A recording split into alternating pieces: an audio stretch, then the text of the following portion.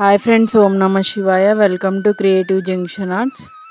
ద్వాదశ జ్యోతిర్లింగాలలో ఒకటి అయిన కేదార్నాథ్ జ్యోతిర్లింగం గురించి ఈరోజు మనం వీడియోలో తెలుసుకుందాం.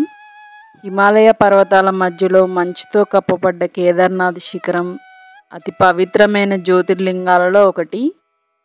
ఇది స్థలం మాత్రమే కాదు, మన పూర్వీకుల అగాధ భక్తి మరియు పాండవుల ప్రతిజ్ఞ, అలాగే మహాదేవుని అనుగ్రహానికి నిదర్శనంగా నిలిచింది. ఈ ప్రాంతం 3583 మీటర్ల ఎత్తులో ఉంటుంది. హిమాలయాలు శివునికి నివాసంగా పిలువబడతాయి. కైలాసం ప్రధాన స్థలమైనప్పటికీ కూడా కేదార్నాథంలో శివుడు ప్రత్యేకమైన రూపంలో పూజింపబడతాడు. అలాగే ఇక్కడ లింగ రూపం వెనుక పెద్ద పుంజం లాంటి ఆకారం ఉంటుంది. పాండవులు యాత్ర చేసి శివుని దర్శనాన్ని ఎలా పొందారో తెలుసుకుందాం. మహాభారత యుద్ధానంతరం పాండవులు బ్రహ్మహత్య పాపం నుండి విముక్తి పొందాలనే ఉద్దేశంతో శివ దర్శనం చేసుకోవాలని బయలుదేరతారు. పాండవులు కాశీ, కైలాసం, హిమవతం సందర్శించారు. కానీ శివుడు పాండవుల నుంచి దూరంగా ఉండాలనుకొని కేదారంలో కనిపించకుండా ఉంటాడు. శివుడు నంది రూపధారి అయ్యి మేకతో ఉండే గోతిలో దాక్కుంటాడు.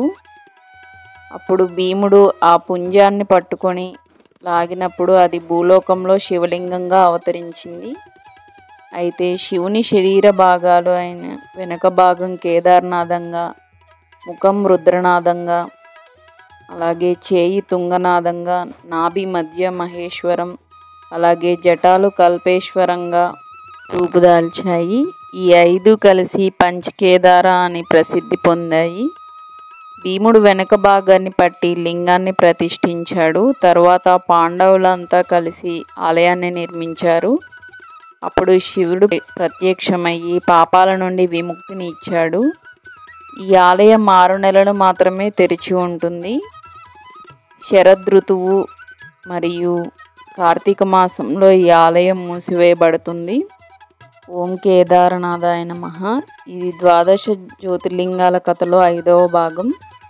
ఈ వీడియో మీకు నచ్చితే లైక్ చేయండి, అలాగే కామెంట్ ద్వారా మీ అభిప్రాయాన్ని తెలియజేయండి. మా ఛానల్ని సబ్స్క్రైబ్ చేసుకోవడం మర్చిపోకండి. ఓం నమ శివాయ అని కామెంట్ చేయండి. అలాగే తర్వాతి భాగంలో భీమేశ్వరుని కథను గురించి తెలుసుకుందాం. ఓం నమ శివాయ. ధన్యవాదాలు.